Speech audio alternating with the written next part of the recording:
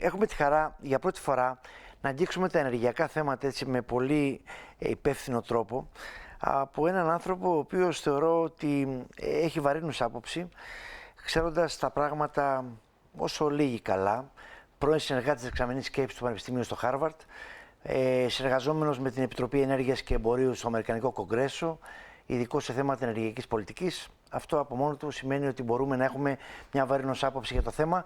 Να καλημερίσω τον κύριο Κωνσταντίνο Παπαλουκά. Καλή σας ημέρα. Καλημέρα, κύριε Δημητρόπουλα. Λοιπόν, μεγάλη μας χαρά και ευκαιρία που σας έχουμε εδώ να δούμε για το Κατάρ λίγο. Ακριβώς. Γιατί πολλοί λένε ότι υπάρχουν και πολλά οικονομικά συμφέροντα. Από πίσω το πετρέλαιο σίγουρα. Έτσι. Ο χώρος της ενέργειας είναι ραγδαία μεταβαλλόμενος και πρέπει πάντα να έχουμε έτσι, ένα μεγεθυντικό φακό για να κοιτάμε και τις λεπτομέρειες που βρίσκονται πίσω από κάθε ανακοίνωση. Καταρχάς, να πούμε ότι χθες, μετά την ανακοίνωση των αραβικών κρατών, των 6 κρατών με τις Μαλδίβες, είχε παρουσιαστεί μία άνοδος στην τιμή του πετρελαίου και στο Brent και στο West Texas, ο οποίος βασικά ήταν ότι ξύπνησαν τα φαντάσματα του παρελθόντος. Όταν δημιουργείται κάποιο γεωπολιτικό ή που μπορεί να δημιουργήσει κάποιο γεωπολιτικό επεισόδιο στην περιοχή, λόγω του ρίσκου της διακοπής στην προμήθεια πετρελαίου, αυξάνεται η τιμή. Παρ' όλα αυτά, σε δεύτερο επίπεδο, προς το βράδυ της χθεσινής ημέρας, η τιμή επέστρεψε εκεί που ξεκίνησε. Για ποιο λόγο? Υπήρξε μια συμφωνία μεταξύ των χωρών που είναι μέλη της ΟΠΕΚ. Είναι οι χώρες οι οποίες είναι οι εξαγωγικές χώρες πετρελαίου. Μαζί με τις χώρες, κύρια δύναμη αυτών των χωρών είναι η Σαουδική Αραβία. Μαζί με τους παραγωγούς που δεν είναι μέλη της ΟΠΕΚ, κύρια δύναμη εκεί είναι η Ρωσία. Και είχαν συμφωνήσει ότι θα μειωθεί η παραγωγή καθημερινά στο 1,8 εκατομμύρια βαρέλια την μέρα. Τώρα υπήρξαν φόβοι μετά την ανακοίνωση ότι το Κατάρ, το οποίο είναι μέλος της ΟΠΕΚ, και η ΟΠΕΚ έχει μια παράδοση να μην τηρούν τα συμφωνηθέντα. Οπότε το Κατάρ, υπάρχουν φόβοι από τους αναλυτές ότι αυτό ίσως να αποτελέσει την αιτία να μην τηρηθούν τα συμφωνηθέντα. Άρα λέτε ότι μπορεί να έχουμε ένα οικονομικό ντόμινο. Οικονομικό ντόμινο πάντα υπάρχει στις διεθνείς εξελίξεις. Το θέμα είναι προς τα πού γέρνουν τα κομμάτια του ντόμινο. Σωστό. Τώρα, επειδή είναι ευκαιρία και χαρά που σας έχουμε εδώ, γιατί θέλουμε να λύσουμε κάποιες δικές μας απορίες και απορίες που έχει ο κόσμος, γιατί καλώς ή κακώς τα ενεργειακά, το φυσικό αέριο, αυτός ο πλούτος, αυτό το θείο δώρο, είναι μια ελπίδα για τον τόπο αυτόν. Έτσι.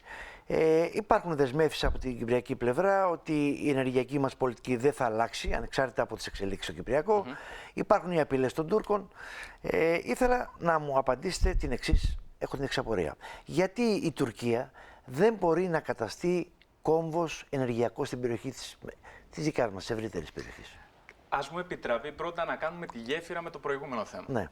Πώς μας επηρεάζει εμάς το νέο με το Κατάρ? Κατάρ και Τουρκία, όπως ξέρετε, έχουν πολύ καλές σχέσεις. Πάρα πολύ καλές. Και λόγω δόγματος σέκτας και λόγω του ότι η τουρκική οικονομία που πλήττεται πάρα πολύ βαριά αυτή την περίοδο, τα συμβόλαια τα οποία περιμένει να κλείσει με το Κατάρ η κατασκευαστική κολοσσή της Τουρκίας, αποτελούν για αυτήν μία ανάσα. Παράλληλα, εμείς, όπως ξέρετε, έχουμε υπογράψει με την κοινοπραξία της ExxonMobil και της Κατάρ για το οικόπεδο 10. Έχοντας στο μυαλό μας την αναβίωση του τερματικού που είχαμε βάλει στο ψυγείο αυτά τα 3-4 χρόνια, πολιτικοποιώντας το χώρο της ενέργειας. Το θέμα είναι το εξής, ότι πρέπει να κοιτάμε όλη τη σκακέρα. Η Τουρκία χτίζει στο Κατάρ τη μεγαλύτερη στρατιωτική της βάση. Θα φιλοξενεί 3.000 στρατιώτες. Θα εξοπλίζει... Δηλαδή, ο χώρος της ενέργειας είναι τόσο συνδεδεμένος με τα πάντα. Και για να οδηγηθούμε και στο ερώτημά σας, υπήρξε η Τουρκία ως επιχείρημα πολλών δυτικών κύκλων ότι θα μπορούσε να αποτελέσει ένα αντίβαρο στο ρωσικό μονοπόλιο. Γι' αυτό και πολλοί είχαν διαδώσει ότι η Τουρκία είναι ιδανικό μέρος για να γίνει ένας ενεργειακός κόμβος κτλ.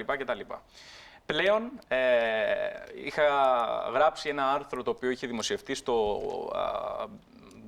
newsletter της δεξαμενής σκέψης του Harvard, το οποίο έλεγε ότι η Τουρκία, με το να γίνει η Τουρκία ενεργειακός κόμβος, έχοντας στο μυαλό όλα τα επιχειρήματα οικονομικής φύσεως που μπορούμε να συζητήσουμε, με αυτόν τον τρόπο όχι μόνο δεν βοηθάμε την Ευρώπη και τη Δύση να απεξαρτοποιηθεί από το ρωσικό μονοπόλιο, αντιθέτως αμβλύνουμε την εξάρτηση της Δύσης σε χώρες που θα χρησιμοποιούν την ενέργεια ως όπλο. Σωστό.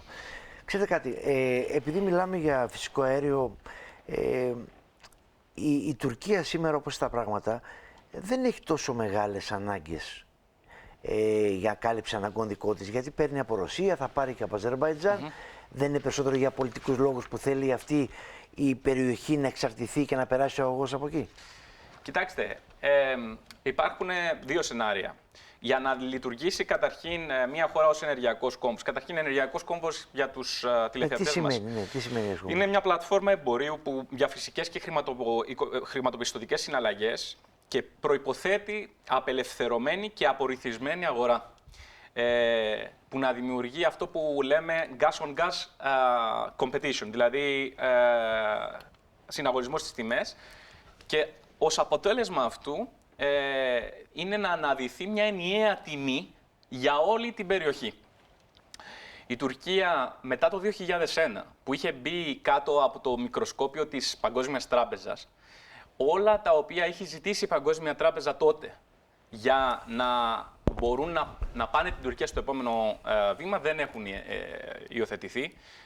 Ακόμη και το 20% που είχε δώσει που ήταν αναγκασμένη να το πάει μέχρι και έπρεπε να το φτάσει τα ξένα συμβόλαια εισαγωγής φυσικού αερίου, που κυρίως είναι ρώσικα, όπως έχετε πει, θα έπρεπε να το φτάσει στο 20%, δηλαδή δίνοντας το 80% σε ιδιώτες. Αυτό που έκανε η Τουρκία είναι να δώσει ένα 20% το πρώτο αρχικό, και από τότε δεν έχει κάνει κάτι, σε 7 εταιρείες. Ανάμεσα σε αυτές τις εταιρείες, οι 4 από τις 7 έχουν συμφέροντα ρωσικά. Άρα, καταλαβαίνετε με ποιο... Να ρωτήσω κάτι, αγαπητέ κύριε Παλαιγά. Ναι. Σήμερα, όπως είναι το φυσικό αέριο, η τιμή του είναι συμφέρουσα? Δηλαδή, να προχωρήσει κάποιος να κάνει αυτά όλα τα έξοδα προκειμένου να κάνει ανόρυξη, να κάνει τις εξέδρες, πλωτές ή... Φυσικά. Είναι. Το φυσικό αέριο είναι ο πρωταγωνιστής των επόμενων δεκαετιών. Υπάρχουν αυτό που λέμε οι σημειακές αγορές, τα spot markets, τα οποία έχουν δώσει τρομερή όθεση σε οικονομίες τώρα, λόγω του ότι υπάρχει ένας τεράστιος όγκος φυσικού αερίου και κυρίως LNG τώρα στις αγορές. Και με αυτόν τον τρόπο υπάρχει δηλαδή λόγω των χαμηλών τιμών, οι οικονομίες που είχαν αναπτύξει τους μηχανισμούς ώστε να μπορούν να κινούνται με φυσικό αέριο, το έχουν εκμεταλλευτεί. Άρα συμφέρει. Συμφέρει, γιατί τώρα δημιουργείται μια εξάρτηση λόγω των χαμηλών τιμών και αυτό το πράγμα δεν ξέρουμε πόσο θα διαρκέσει. Ξέρετε, επειδή στην Κύπρο εδώ κουβεντιάζουμε και λέμε υπάρχει το νορβηγικό μοντέλο που εμείς το βλέπουμε και το προσπαθούμε να αντιγράψουμε, υπάρχουν άλλα μοντέλα προφανώς. Εμείς τι μοντέλο έχουμε όσον αφορά το δικό μας φυσικό αέριο? Μπορούμε να πούμε για κυπριακό μοντέλο, υπάρχει? Αυτό θα έπρεπε να φτιάξουμε.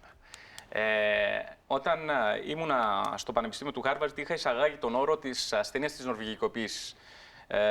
Είναι μια παράφραση της ολλανδικής ασθένειας που είναι γνωστή στον χώρο του πετρελαίου.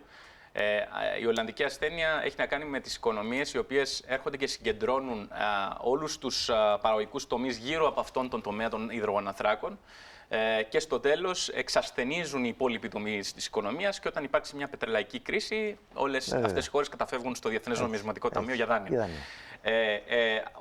Οι Νορβηγοί κατάφεραν να νικήσουν με το νορβηγικό μοντέλο αυτή την ασθένεια. Μιλάμε ότι το Νορβηγικό Ταμείο έχει τώρα γύρω στα 1.000 δισεκατομμύρια δολάρια. Ποιο ταμείο? Ταμείο που θα φτιάξουμε κι εμείς? Ναι. Το Ταμείο Υδρογοναθράκων. Ακριβώς. Για πρώτη φορά τα έσοδα από τις επενδύσεις του Ταμείου είναι μεγαλύτερα από τα έσοδα των υδρογονανθράκων. Και μιλάμε τώρα ότι οι Νορβηγοί έχουν ήδη εξαντλήσει το 45% των αποθεμάτων τους. Αυτό θα πει ότι βλέπουν μπροστά. Γιατί έχοντας, έτσι είναι πολύ λακωνικοί και ευθύς οι Νορβηγοί, λένε ότι το πετρέλαιο και το φυσικό αέριο μία μέρα θα τελειώσει. Τα έσοδα όμως από το ταμείο θα συνεχίζουν να ωφελούν τον νορβηγικό λαό. Εμείς Εδώ τώρα... πάντως σίγουρα διαφέρουμε όσον αφορά το ταμείο αυτό. Εμείς δεν ξέρουμε πού ανήκει το ταμείο αυτό καταρχήν. Καταρχήν είναι υποσύσταση. Τι πράγμα αυτό δεν καταλάβει. Να πούμε και στους τηλεθεατές ότι το Νορβηγικό Επενδυτικό Ταμείο αποτελείται από δύο ταμεία. Ναι. Το πρώτο είναι το ταμείο, το Πετρελαϊκό Ταμείο, το οποίο έχει μετονομαστεί σε Government Pension Fund Global. Και τι ιδιαίτερο έχει αυτό το ταμείο? Ότι επενδύει σε όλες τις χώρες εκτός από την Νορβηγία. Και αυτός είναι ο τρόπος που χτυπάει την Ολλανδική ασθένεια, δηλαδή δεν υπερθερμαίνεται η οικονομία. Το δεύτερο ταμείο είναι το Government Pension Fund Norway, το οποίο επενδύει εντός Νορβηγίας και στις υπόλοιπες σκανδιναβικές χώρες. Αυτό είναι το ανάλογο Ταμείο Κοινωνικών Ασφαλίσεων. Το δικό μας Ταμείο Κοινωνικών Ασφαλίσεων, το οποίο θα έπρεπε να έχει φτιάξει σύμφωνα από το 2007, όταν είχε ζητήσει τότε το Υπουργικό Συμβούλιο της Κύπρου να γίνει μια μελέτη από την Παγκόσμια Τράπεζα, αυτή η μελέτη έλεγε ότι έπρεπε να δημιουργηθεί ένας ανεξάρτητος οργανισμός, ο οποίος θα διαχειρίζεται ένα αποθεματικό. Το σημερινό αποθεματικό του Ταμείου Κοινωνικών Ασφαλίσεων είναι μερικές εκατοντάδες εκατομμύρια, τα οποία είναι επενδυμένα με επιτόκιο 0%. 0%. Ακριβώς. Και χρωστά το ταμείο αυτό, στο ταμείο 7 δισεκατομμύρια οφείλει η κυβέρνηση. Έχοντας καταλάβει τι μας έχει φέρει εδώ, το ερώτημα είναι, μπορούμε να παραδειγματιστούμε από τους Νορβηγούς?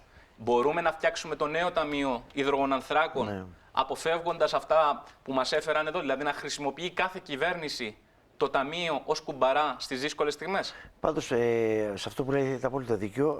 Το Ταμείο αυτό, όσον αφορά το Ταμείο αυτό, πάει στη Βουλή με τις τελικές τροπολογίες, έτσι. Έτσι, πάει στην Ολομέλεια για ψήφιση σε μερικές εβδομάδες. Να πούμε εδώ ότι η διαχείριση του Νορβηγικού Ταμείου Υδρογονανθράκων είναι βασισμένη ότι το Κοινοβούλιο, το Storting, όπως το λένε οι Νορβηγοί, το Υπουργείο Οικονομικών και το Συμβούλιο της Κεντρικής Τράπεζας, γιατί εκεί ο οργανισμός διαχείρισης επενδύσεων είναι κάτω από την Νορβηγική Τράπεζα. Εμείς πάμε να το κάνουμε χωριστά, που δεν είναι εκεί το πρόβλημα. Ναι. Απλά στο δικό μας νομοσχέδιο έχουμε σκοπό να αποδώσουμε υπερεξουσίες στον εκάστοτε Υπουργό Οικονομικών. Έχουμε ελαχιστοποιήσει τις εξουσίες της Βουλής, χωρίς να έχουμε πάρει τις ασφαλιστικές δικλείδες που πρέπει, ώστε το Συμβούλιο του Οργανισμού να είναι ανεξάρτητο και όχι πολιτικοποιημένο. Δυστυχώς δεν είναι το μόνο πράγμα βέβαια που εμείς έχουμε πρόβλημα, αλλά όσον αφορά τώρα τη δημιουργία ενός μοντέλου νορβηγικού, νομίζω ότι απέχουμε πάρα πολύ μακριά. Είναι μια ευκαιρία όμως για να φτιάχναμε κάτι χωρίς τις αγκυλώσεις του παρελθόντος. Αν χαθεί και αυτό, ναι. Είναι πραγματικά κρίμα. Είναι η πρώτη φορά που κάναμε την κουβέντα, δεν είναι η τελευταία, θα κάνουμε και άλλες κουβέντες, διότι έχει πολύ ενδιαφέρον το θέμα αυτό. Σε ευχαριστώ πάρα πολύ την παρουσία εδώ, αγαπητέ μου κύριε Βαλουκά. Καλή συνέχεια.